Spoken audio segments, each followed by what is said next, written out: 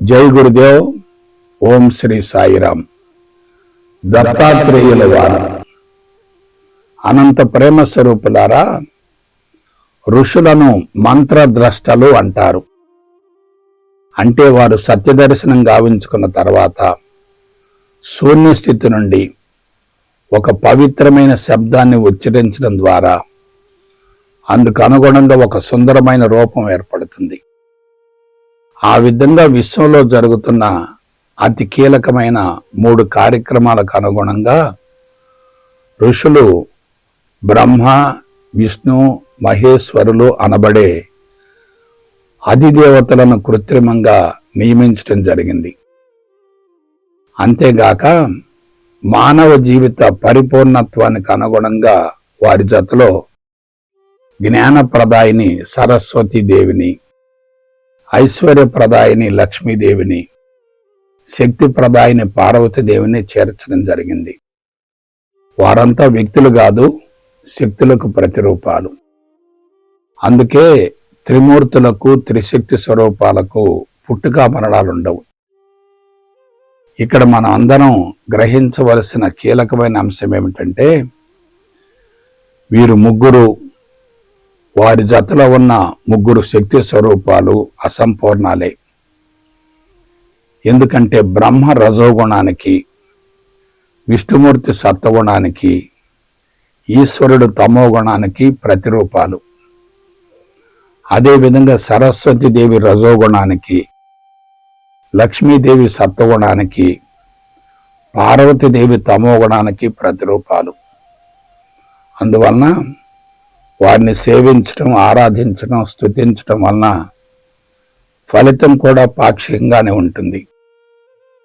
అయితే ఋషులు వీరందరి కలయికతో పరబ్రహ్మ స్వరూపులు, పరిపూర్ణులైన శ్రీ దత్తాత్రేయుల వారిని కూడా సృష్టించడం జరిగింది. వారు 3 గుణాలకు అతీతమైన పరబ్రహ్మ స్థితికి ప్రత్యక్ష ప్రతిరూపం.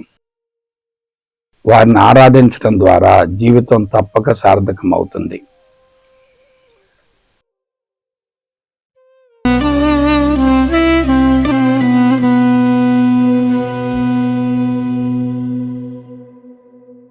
జై గురుదేవ్. ఓం శ్రీ సాయిరామ్.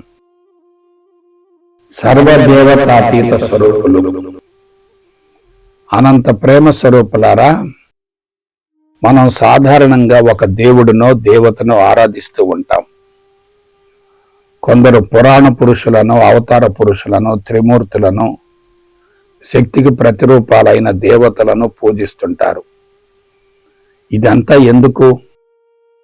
వారి అండదండలు, ఆశీస్సుల ద్వారా మనకు మంచి జరుగుతుందని, మన సమస్యలు పరిష్కారం అవుతాయనే విశ్వాసం. ఎందుకంటే సమస్యల పరిష్కారానికి స్వశక్తి సరిపోకపోతే భగవంతుని శక్తిని ఆలంబనగా చేసుకోవడం మానవునికి తప్పనిసరి. అయితే దేవతలందరూ భౌతికపరమైన రూపాలే. వారికి తప్పక ఆకారాలు ఉంటాయి. వారు సాధారణ మానవులకు భిన్నంగా, అతీతంగా ఉంటారు. అటువంటి వారిని ఆరాధించటం, పూజించటం ఎప్పటి నుండో ఆనవాయితీగా, ఆచారంగా వస్తుంది. అయితే ఎవరైనా అటువంటి దేవతల స్థితిలో లేక వారి స్థాయిలో జన్మించి మానవుల మధ్యన గడిపి ఎన్నో అద్భుతాలను, చమత్కారాలను ప్రదర్శించి లక్షలాది మందిని సమ్మోహితులను చేసి శివైక్యం చెందారనుకోండి, వారు ఆ తదుపరి కోట్లాది మంది హృదయాలలో చిరస్థాయిగా నిలిచిపోతారు కదా. మానవులుగా జన్మించి అతీంద్రియ శక్తులను ప్రదర్శించగలిగారంటే వారు దేవతల కన్నా ఉన్నతమైన వారే కదా. దేవతలు కేవలం రూపాలలోనే కనిపిస్తారు. కానీ ఇటువంటి వారు సజీవంగా మన మధ్య జీవించి ఆ తదుపరి కనుమరుగవుతారు. అటువంటి వారు మన భారతావనిలో ఎందరో ఉన్నారు. వారి ఉనికి వలన భూమండలం అంతా పవిత్రమవుతుంది. అటువంటి వారినే సకల దేవతాతీత స్వరూపులు అంటారు. అంటే వారు దేవతల కన్నా అతీతమైన వారు, ఉన్నతమైన వారు.